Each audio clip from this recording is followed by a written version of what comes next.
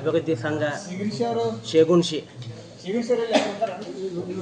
ಶ್ರೀ ಶಿವಶರಣ ಹಗಳೆಯನವರ ಹಾಗೂ ಕಲ್ಯಾಣಮಗನವರ ಮೂರ್ತಿ ಉದ್ಘಾಟನಾ ಸಮಾರಂಭ ದಿನಾಂಕ 27/12/2025 ಮುಂಜಾನೆ 10:30 ಗಂಟೆಗೆ ಶೇಗುಣಶಿ ಗ್ರಾಮದ ಹಗಳೆಯನಗುಂಡದಲ್ಲಿ ನೆರವೇರಿಸಲು ನಿಶ್ಚಯಿಸಿದ್ದು, ಈ ಕಾರ್ಯಕ್ರಮಕ್ಕೆ ದಿವ್ಯ ಸಾನ್ನಿಧ್ಯ ಶ್ರೀ ಶ್ರೀ ಜಗದ್ಗುರು ಡಾಕ್ಟರ್ ಮಹಾದೇವೇಶ್ವರ ಶಿವಾಚಾರ್ಯರು, ಬ್ರಹ್ಮನ್ಮಠ ಬಬಲೇಶ್ವರ ತಾಲೂಕು ವಿಜಯಪುರದವರು ದಿವ್ಯ ಸಾನ್ನಿಧ್ಯವನ್ನು ವಹಿಸಲಿದ್ದಾರೆ.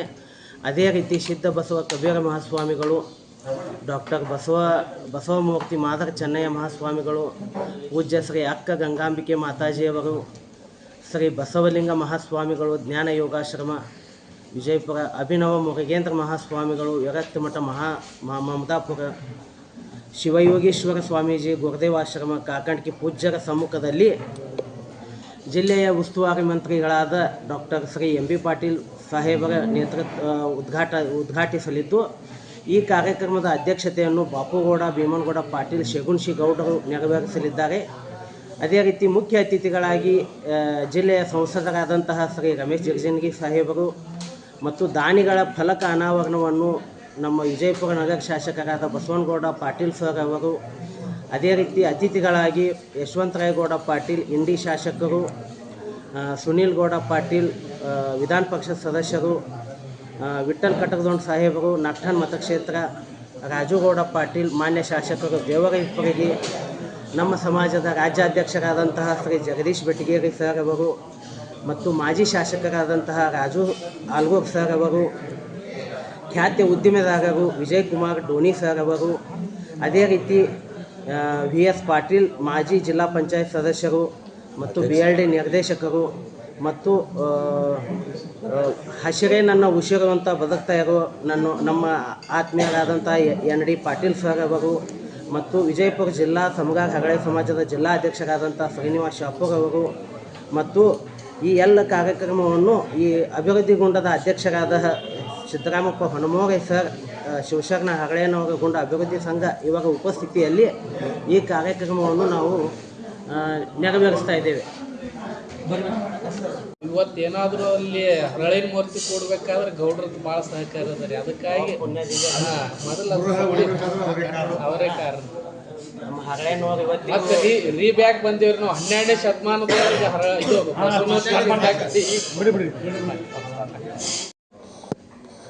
ಈಗ ನಾಳೆ ನಡೀತಕ್ಕಂಥ 27ನೇ ತಾರೀಕಿಗೆ ಶಿವಶರಣ ಹರಳೆಯನವರು ಹಾಗೂ ಕಲ್ಯಾಣಮ್ಮನವರ ಮೂರ್ತಿ ಉದ್ಘಾಟನೆ ಸಮಾರಂಭದ ಒಂದು ಭವ್ಯ ಕಾರ್ಯಕ್ರಮದಲ್ಲಿ ಎಲ್ಲ ಪೂಜ್ಯ ಸ್ವಾಮೀಜಿಯವರು ಹಾಗೂ ಜನಪ್ರತಿನಿಧಿಗಳು ಹಾಗೂ ಎಲ್ಲ ಹಿರಿಯರು ಎಲ್ಲರೂ ಸೇರಿ ಆ ಒಂದು ಮೂರ್ತಿ ಪ್ರತಿಷ್ಠಾನದ ಕಾರ್ಯಕ್ರಮವನ್ನು ನಾವು ಹಮ್ಮಿಕೊಂಡಿದ್ವಿ.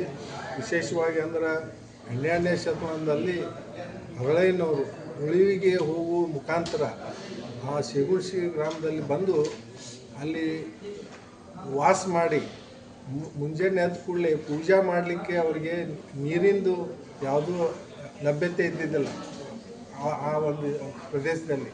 ಅದಕ್ಕೆ ಅವರು ಇಲ್ಲಿ ನೀರಿದೆ, ಇಲ್ಲಿ ಪೂಜೆ ಮಾಡಿ ಇಲ್ಲಿ ನೀರಿದೆ ಅಂಥೇಳಿ ಇದು ಮಾಡಿ ಅವರು ಒಂದು ಕಾಲದಲ್ಲಿ ಪೂಜೆ ಮಾಡಿದ ಮ್ಯಾಗ ಅಲ್ಲಿ ನೀರು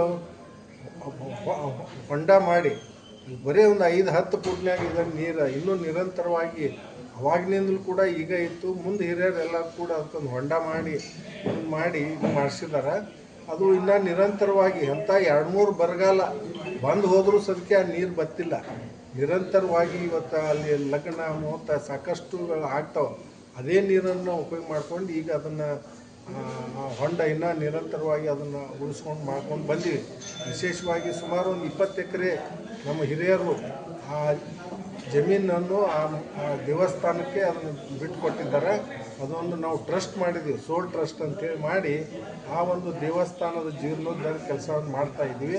ಅದ್ರ ಜೊತೆಯಾಗಿ ನಾನು JP ಮೆಂಬರ್ ಆದ ನಂತರ ಅಲ್ಲೆಲ್ಲ ಫೆನ್ಸಿಂಗ್ ಮಾಡೋದಾಗಲಿ, ಆಮ್ಯಾಗ ನಮ್ಮ ಮೊನ್ನೆ ನಾನು ND ಪಾಟೀಲ್ ನಮ್ಮೇನು ಪರಿಸರವಾದಿ ಇರೋದಲ್ಲ ಅವರು ನಾವು ಕೂಡ್ಕೊಂಡು ಸುಮಾರು ಒಂದು 7,000-8 ಸಾವಿರ ಗಿಡಮೂಲಿಕೆಗಳನ್ನು ಹಚ್ಚಿ ಇವತ್ತು ಅವುಗಳು ಸಮೃದ್ಧವಾಗಿ ಇವತ್ತು ಅವು ಗಿಡಗಳಲ್ಲಿ ಬೆಳೆದಾವ. ಆ ಕ್ಷೇತ್ರವನ್ನು ಹಂಗೆ ನಾವು ಉಳಿಸ್ಕೊಂಡು ಮಾಡ್ಕೊಂಡು ಬರ್ತಾ ಇದ್ದೀವಿ. ವಿಶೇಷ ಏನಂದ್ರೆ ಸುಮಾರು ನಮ್ಮ ಹಿರಿಯರ ಕಾಲದಿಂದ ಹರಳೆನವ್ರದ್ದು ಒಂದು ಮೂರ್ತಿ, ಬೆಳ್ಳಿ ಮೂರ್ತಿ ನಮ್ಮ ಮನೆ ಜಗಲಿ ಮ್ಯಾಗ ಇಟ್ಕೊಂಡು ನಾವು ಇನ್ನೂ ತನಕ ಪೂಜೆ ಮಾಡ್ತಾ ಬಂದೀವಿ.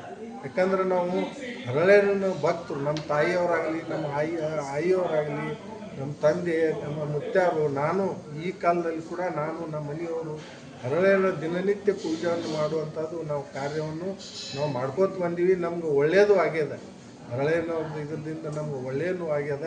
ಅದಕ್ಕೆ ನಾವು ನಿರಂತರವಾಗಿ ಹಳೇಶ್ವರ ಮೂರ್ತಿ ಅದನ್ನೇನು ಮಾಡಿದ್ದಾರೆ ಎಲ್ಲರೂ ಹಿರಿಯರು ಸೇರಿ, ಎಲ್ಲ ಸಮಾಜದವರು ಹಿರಿಯರು ಎಲ್ಲರೂ ಕೂತ್ಕೊಂಡು ಮಾಡಿದ್ದಾರೆ. ಅದಕ್ಕೆ ಅದು ಭಾಳ ಒಳ್ಳೆಯ ರೀತಿಯಿಂದ ಆಗಿದೆ.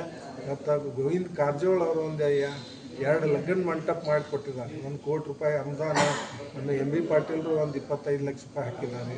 ಬಸವನಗೌಡರು, ಆಮೇಲೆ ಪ್ರಕಾಶ್ ರಾಠೋಡ್ ಅವರು, ಇನ್ನಿತರ ಶಾಸಕರು ಅಲ್ಲಿ ಕೆಲವು ಅನುದಾನವನ್ನು ಕೊಟ್ಟಿದ್ದಾರೆ.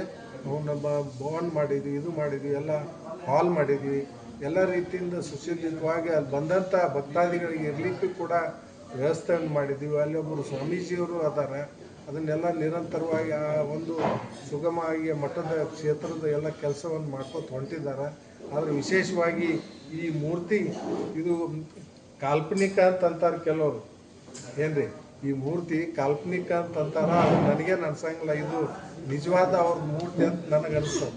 ಅದಕ್ಕೆ ದಯವಿಟ್ಟು ನಮ್ಮ ಮಾಧ್ಯಮದವರು ಈ ಒಂದು ನಡೀತಕ್ಕಂಥ ಈ ಒಂದು ಹರಳೇನವರು ಕೆಲಸ ತುಂಬ ಅಭಿವೃದ್ಧಿ ಆಗಬೇಕಾಗಿದೆ. ಇನ್ನೂ ಹರಳೆಯವರ ಹೆಸರು ಇನ್ನೂ ಹೆಚ್ಚೆಚ್ಚವಾಗಿ ಪ್ರಸಾರ ಆಗಬೇಕಾಗಿದೆ. ಆ ನಿಟ್ಟಿನಲ್ಲಿ ಇವತ್ತು ಒಕ್ಕಂಡು ಇದು ಒಂದೇ ಜಿಲ್ಲಾ ಅಲ್ಲ, ಬೇರೆ ತಾಲೂಕು, ಬೇರೆ ಜಿಲ್ಲೆಯಿಂದ ಸಾಕಷ್ಟು ಎಲ್ಲರೂ ನಾಳೆ ಬರ್ತಕ್ಕಂಥ ಕಾರ್ಯಕ್ರಮದಲ್ಲಿ ಭಾಗವಹಿಸ್ತಾರೆ. ಎಲ್ಲ ಥರ ತನ್ನ ಮನ ಧನದಿಂದ ಎಲ್ಲ ಅವರು ಭಾಳಷ್ಟು ಸಹಾಯವನ್ನು ಮಾಡಿದ್ದಾರೆ. ಅದಕ್ಕೆ ಈ ಜೀರ್ಣೋದ್ಧಾರ ಕೆಲಸ ಆಗಿದ್ದು ಭಾಳ ಒಳ್ಳೆಯದಾಗಿದೆ. ಆ ಒಂದು ನಿಟ್ಟಿನಲ್ಲಿ ನಾವು ಎಲ್ಲರೂ ಸೇರಿಕೊಂಡು ಹರಳೆಯನ್ನು ಇನ್ನೂ ಹೆಚ್ಚಿಗೆ ಒಂದು ದೊಡ್ಡ ಪ್ರಮಾಣದಲ್ಲಿ ಪ್ರಚಾರ ಮಾಡುವಂಥ ಕೆಲಸವನ್ನು ನಾವು ಮಾಡ್ತೇವೆ. ಇರ್ತಕ್ಕಂಥ ಸ್ಥಳವನ್ನು ಬಿಟ್ಟು ಶೇಗುಣಶಿ ಗ್ರಾಮಕ್ಕೆ ಬಂದು ಅಲ್ಲಿ ಪೂಜೆ ಮಾಡುವಂಥ ಒಂದು ಕಾಯಕದಲ್ಲಿ ಅವರಿಗೆ ನೀರು ಸಿಗಲಿಲ್ಲ. ಆ ನೀರಿನಿಗೋಸ್ಕರ ಪೂಜೆ ಮಾಡಲಿಕ್ಕೆ ನೀರಿನಿಗೋಸ್ಕರ ತಮ್ಮಲ್ಲಿರ್ತಕ್ಕಂಥ ರೆಕ್ಕೆಯಿಂದ ಭೂಮಿಗೆ ಹೊಡೆದು ನೀರನ್ನು ತೆಗೆದು ಆ ಪೂಜೆಯನ್ನು ನೆರವೇರಿಸಿಕೊಂಡಂಥ ಆ ಮಹಾನ್ ದೇವತಾ ಮನುಷ್ಯ ನಮ್ಮ ಹರಳೆಯನವರು ಇವತ್ತೇ ಅವರ ಮೂರ್ತಿ ಪ್ರತಿಷ್ಠಾಪನೆಗೆ ಒಂದು ಬಹಳ ಮಹತ್ವದ ಒಂದು ಮೂರ್ತಿ ಉದ್ಘಾಟನೆಗೆ ಒಂದು ಒಳ್ಳೆಯ ಕೆಲಸವನ್ನು ನಮ್ಮ ಸಮಾಜ ಎಲ್ಲ ನಮ್ಮ ಬಾಂಧವರು, ನಮ್ಮ ನಾಡಿನ ಎಲ್ಲ ನಮ್ಮ ಸಮಾಜದವರು ಮತ್ತು ಬೇರೆ ರಾಜ್ಯದ ನಮ್ಮ ಸಮಾಜದವರು ಕೂಡಿಕೊಂಡು ಇದನ್ನೆಲ್ಲ ಒಂದು ಮುಂದಿನ ಒಂದು ವಿಚಾರ ನಮ್ಮ ಸಂಘಟನೆ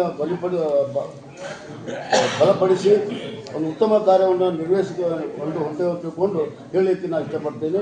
ಮಾಧ್ಯಮದವರು ಈ ಒಂದು ಸಣ್ಣ ಸಮಾಜಕ್ಕೆ ತಾವು ರಾಜ್ಯ ಮಟ್ಟದಲ್ಲಿ ಒಂದು ಪ್ರಸಾರ ಮಾಡಿ ಈ ಸಮಾಜಕ್ಕೆ ಇದು ನನ್ನ ಹೆಸರು MR ಸೌದಾಗರ, ವಿಜಯಪುರ, ನಿವೃತ್ತ ಶಿಕ್ಷಕ.